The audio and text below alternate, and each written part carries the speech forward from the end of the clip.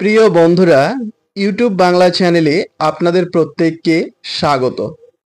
আজকের এই ভিডিওর মাধ্যমে আমি শেয়ার করব আপনাদের সাথে DElEd part one session 2024-26 final পরীক্ষার কথা মাথায় রেখে এনভায়রনমেন্টাল সায়েন্স বিষয় থেকে লাস্ট মিনিট সাজেশন।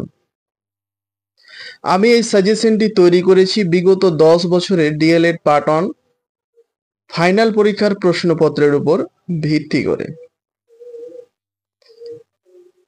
আমি যে সাজেশনটি আপনাদের সাথে শেয়ার করছি আজকে, এই সাজেশনটি আপনারা বাজারে কোনো সাজেশন বইয়ে পাবেন না, এমনকি কোনো ইউটিউব চ্যানেলেও এমনভাবে সাজেশন আপনারা পাবেন না। আমি প্রতি বছর সাজেশন শেয়ার করে থাকি, তা আমার সাজেশন থেকে কি পরিমাণে প্রশ্ন কমন আসে সেটা যদি আপনারা যাচাই করতে চান, তাহলে বিগত বছরে আমার দেওয়া সাজেশনগুলো আপনারা দেখবেন এবং সে বছরের প্রশ্নগুলো মিলিয়ে দেখবেন। আপনাদের এমনও মনে হতে পারে যে হয়তো প্রশ্নগুলো আমি তৈরি করেছি। হুবহু আমার সাজেশন থেকেই সমস্ত প্রশ্নই কিন্তু কমন আসে।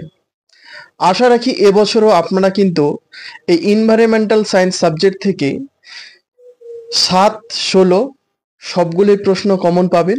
তার সঙ্গে 2 নম্বরে 6 থেকে 7টি প্রশ্ন আপনারা কমন পাবেন। তো চলুন এবারে মূল আলোচনায়। তবে সাজেশন হলো কেবল ধারণা মাত্র। আমি ধারণার উপর ভিত্তি করে সাজেশনটি তৈরি করেছি। আমি যে সাজেশনটি আপনাদের সাথে শেয়ার করছি, এই সাজেশনের প্রশ্নের উত্তরগুলো আগে আপনারা ভালোভাবে পড়বেন। তারপরে যদি আপনাদের কলেজের কোনো স্যার বা আপনাদের কোনো প্রশ্ন গুরুত্বপূর্ণ বলে মনে হয়, তাহলে সেটিও দেখে যাবেন। তাহলে আমি যে সাজেশনে প্রশ্ন দিয়েছি, অ্যাট ফার্স্ট আপনারা সেই প্রশ্নের উত্তরগুলো কিন্তু অবশ্যই ভালোভাবে দেখে যাবেন। তো ডিএলএড পার্ট অনে মোট 5টি বিষয়ে আপনাদের রিটেন পরীক্ষা দিতে হবে। Child studies, language on Bangla, language to English, mathematics এবং এনভায়রনমেন্টাল সায়েন্স। আমি already last minute suggestion Bangla বিষয় থেকে আপলোড করে দিয়েছি, তার লিঙ্ক এই ভিডিও ডেসক্রিপশন বক্সে আমি দিয়ে রাখবো। যদি সেই ভিডিওটি এখনো না দেখে থাকেন, তাহলে সেই লিঙ্কে ক্লিক করে সেই ভিডিওটি আপনারা দেখে নিতে পারেন। আজকের ভিডিওতে শেয়ার করব আমি এনভায়রনমেন্টাল সায়েন্স বিষয়ের সাজেশন। তো প্রথমে আমরা দেখে নেব প্রশ্নের প্যাটার্নটা কি রয়েছে। 20টি থাকে এমসিকিউ প্রশ্ন, যেখানে 20টি 4টে করে অপশন থাকে এবং 20টি প্রশ্নেরই আপনাদের উত্তর দিতে হবে। তো সেখানে 20 নম্বর, 12টি 2 মার্কের প্রশ্ন থাকে, আপনাদের 10টি প্রশ্ন উত্তর লিখতে হবে, সেখানে 20 নম্বর। 7 নম্বরের 3টি প্রশ্ন থাকে, 2টো লিখতে হবে, 14 নম্বর। 16 নম্বরের 2টো প্রশ্ন থাকে, 1টি উত্তর লিখতে হবে, 16 নম্বর। 30 নম্বর প্রজেক্ট।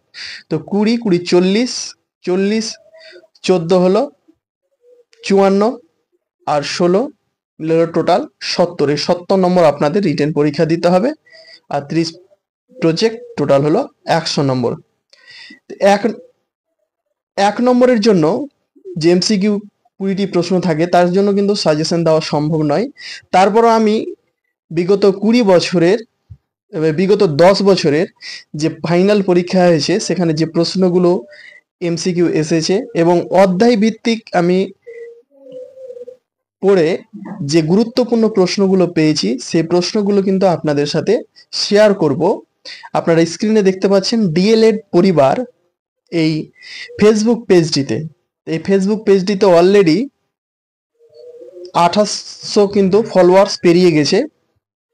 তো এই পেজটিকে আপনারা ফলো করে রাখবেন, তাহলে সেখানে কিন্তু আপনারা সেই গুরুত্বপূর্ণ এমসিকিউ প্রশ্নগুলো প্র্যাকটিস সেট হিসাবে পেয়ে যাবেন। তো এই পেজটি আপনারা কিভাবে পাবেন? এই পেজটি আপনারা ফেসবুকে গিয়ে লিখবেন ডিএলএড পরিবার, বললেও কিন্তু আপনারা এই পেজটি পেয়ে যাবেন।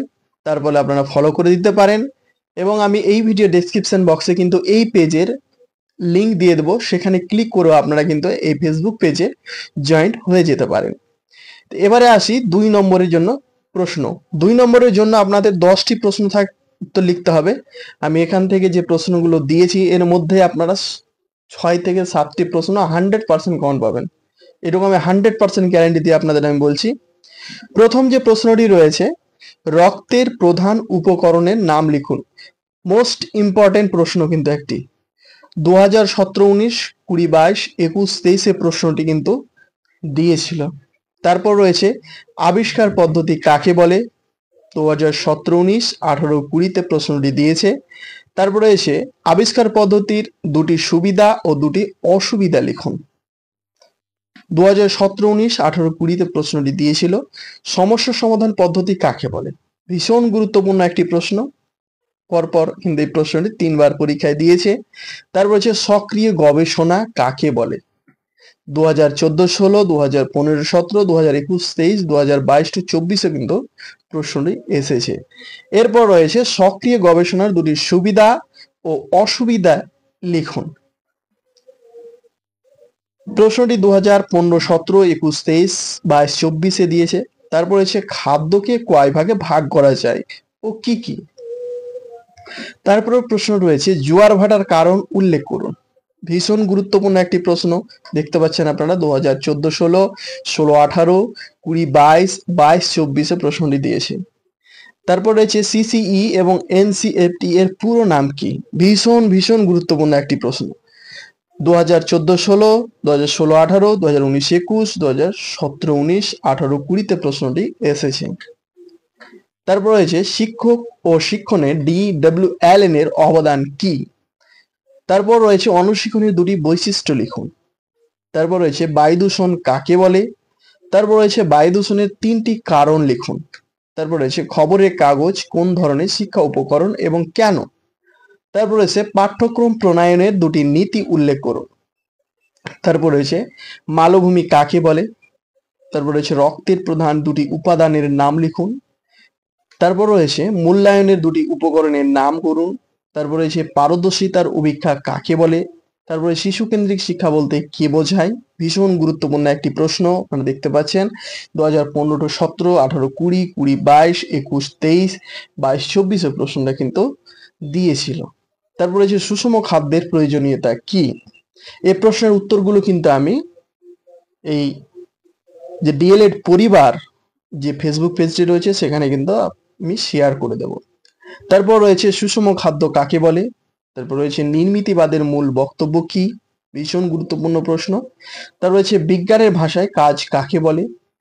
তারপর রয়েছে পরিবেশ সংরক্ষণের দুটি গুরুত্বপূর্ণ কাজের উল্লেখ করুন। তারপর রয়েছে প্রকল্প পদ্ধতি কাকে বলে। তারপর রয়েছে প্রকল্প পদ্ধতির ধাপগুলি লিখুন। তারপর রয়েছে পরিবেশ বিজ্ঞান পাঠের দুটি উদ্দেশ্য লিখুন। তারপর রয়েছে পরিবেশ বিজ্ঞান শিক্ষার উদ্দেশ্য কাকে বলে। তারপর রয়েছে শিক্ষার অধিকার আইন 2009 এর মূল বক্তব্য কি। তারপর রয়েছে পাঠ্যক্রম রচনায় সমন্বয় নীতি কাকে বলে।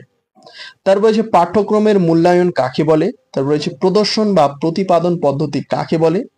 তারপর রয়েছে জল দূষণের দুটি কারণ উল্লেখ করুন। তারপর রয়েছে পাঠ পরিকল্পনা কাকে বলে, ভীষণ গুরুত্বপূর্ণ একটি প্রশ্ন। তারপর রয়েছে জল দূষণ কাকে বলে। তারপর রয়েছে অক্ষরেখার দুটি গুরুত্বপূর্ণ বৈশিষ্ট্য উল্লেখ করুন। তারপর রয়েছে প্রাথমিক শিক্ষায় গল্প কথন পদ্ধতির দুটি সুবিধা ও দুটি অসুবিধা উল্লেখ করুন। আমি যে প্রশ্নগুলো আপনাদের সাথে 2 নম্বরে শেয়ার করলাম এর মধ্যেই কিন্তু আপনারা 7টি মিনিমাম প্রশ্ন কমন পাবেন, এটুকু আমি 100% দিয়ে বলতে পারি। এরপরে রয়েছে 7 নম্বরের জন্য প্রশ্ন। 7 নম্বরের জন্য আমি 12টি প্রশ্ন দিয়েছি, এর মধ্যে প্রশ্নগুলো সব কমন পাবেন। এই ভিডিওগুলোকে অবশ্যই আপনাদের বন্ধুদের মাঝে কিন্তু অবশ্যই শেয়ার করে দেবেন। প্রথম যে প্রশ্নটি রয়েছে পরিবেশ বিদ্যা কোন কোন বিষয়ের উপর নির্ভরশীল, উদাহরণ দিন। তারপর যে উৎপত্তি অনুসারে পৃথিবীর শিলাসমূহকে প্রধান কয়টি ভাগে ভাগ করা হয়, প্রতিটি ভাগ সম্বন্ধে সংক্ষেপে বিবৃতি দিন। তারপর রয়েছে পারদর্শিতার অভিক্ষা কাকে বলে। প্রাথমিক স্তরে আমাদের পরিবেশ বইয়ের যে কোনো একটি একক নিয়ে একটি পারদর্শিতার অভিক্ষা রচনা করুন। তারপর রয়েছে পরিবেশ বিজ্ঞান শিক্ষার উদ্দেশ্য কাকে বলে, দুটি প্রধান উদ্দেশ্য সম্পর্কে লিখুন। এরপর রয়েছে আবিষ্কার পদ্ধতি কাকে বলে, এই পদ্ধতির সুবিধা অসুবিধা ও প্রধান স্তরগুলি সম্বন্ধে সংক্ষেপে লিখুন। এরপর রয়েছে সমস্যা সমাধান পদ্ধতি কাকে বলে, এই পদ্ধতির প্রধান স্তরগুলি সম্বন্ধে সংক্ষেপে লিখুন। তারপরে রয়েছে সক্রিয় গবেষণা কাকে বলে, এর সুবিধা অসুবিধা বৈশিষ্ট্য লিখুন। এরপর রয়েছে তুন্দ্রা শব্দের অর্থ কি, তুন্দ্রা অঞ্চলের ভাগগুলি লিখুন এবং এখানকার উদ্ভিদ ও প্রাণী সম্পদের বিশদ বিবরণ দিন। তারপরে জল দূষণ কাকে বলে, এর মূল কারণগুলি উল্লেখ করুন। তারপর রয়েছে বায়ু দূষণ কাকে বলে, এর মূল কারণগুলি উল্লেখ করুন। তারপর রয়েছে পরিবেশ বিজ্ঞানের অর্থ, সংজ্ঞা, প্রকৃতি ও বৈশিষ্ট্য লিখুন। সর্বশেষ যে প্রশ্নটি রয়েছে এনসিএফ 2005 অনুযায়ী উচ্চ প্রাথমিক স্তরে পরিবেশ বিজ্ঞান শিক্ষার উদ্দেশ্যগুলি লিখুন।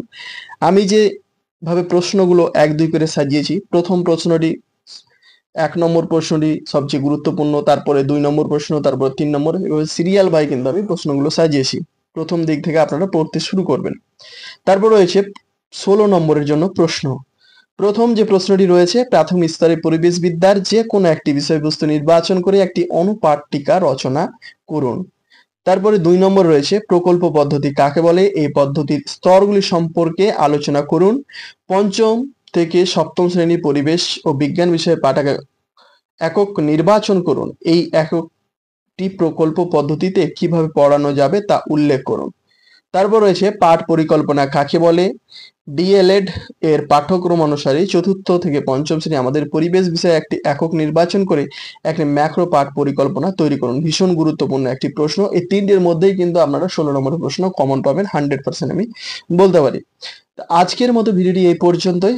যদি আজকের এই ভিডিওটি আপনাদের ভালো লাগে অবশ্যই ভিডিওতে একটি লাইক করবেন, আপনাদের মতামত কমেন্ট বক্সে জানাবেন। চ্যানেলটিকে সাবস্ক্রাইব করে না থাকলে অবশ্যই সাবস্ক্রাইব করে রাখুন, তাহলে পরবর্তীতে যখন আমি ডিএলএড সংক্রান্ত ভিডিও আপলোড করব তার নোটিফিকেশন আপনাদের কাছে পৌঁছে যাবে সবার আগে। আজ এই পর্যন্তই, আবার দেখা হবে পরবর্তী ভিডিওতে। প্রত্যেকে আপনারা ভালো থাকুন, বাই।